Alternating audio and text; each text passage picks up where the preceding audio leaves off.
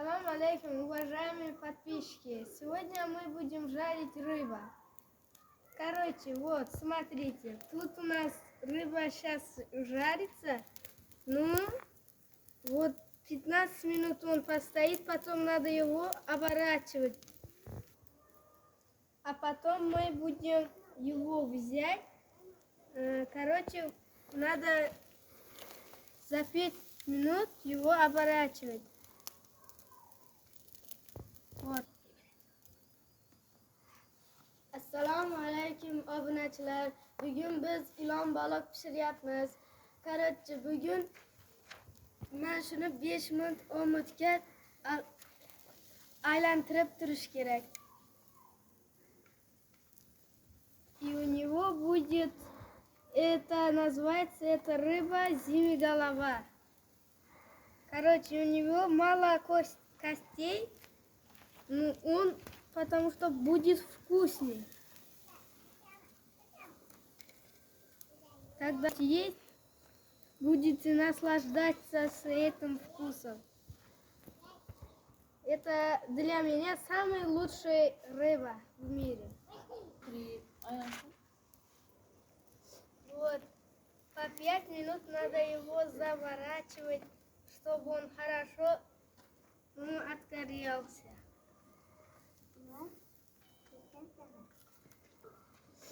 Я теперь буду говорить по-узбекски. Do'stlar, men hozir o'zbek tilida gaplayman.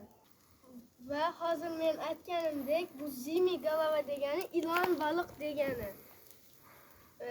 Bu men ya'ni aytgan gapim, bu mazali va siz buni yeganingizda mazali bo'lishini tasdiqlaydi. Va bu men uchun dunyodagi eng yaxshi va zo'r baliq bo'ladi. Voy, ozgina kiyib mayli mazali bo'ladi. Va buning ustiga limon, chesnok, piyoz narsalarni qo'ysangizlar, bu mazali bo'ladi. Menga mana shunisi ma'qul.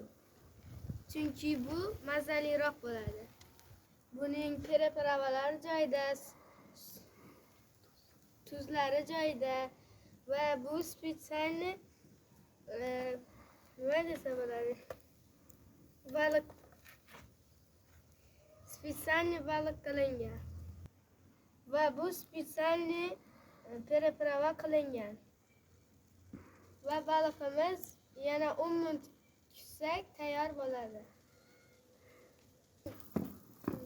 Buning sababi shuki, men o'zbek tilida, rus tilida gapirayotganim sababi buni noto'g'ri ma'noda tushunmanglar. Chunki men Qirg'izistonda, Tojikistonda, Qozog'istonda obunachilarim bo'lishini xohlayman. Va podдержка qilishni unutmanglar.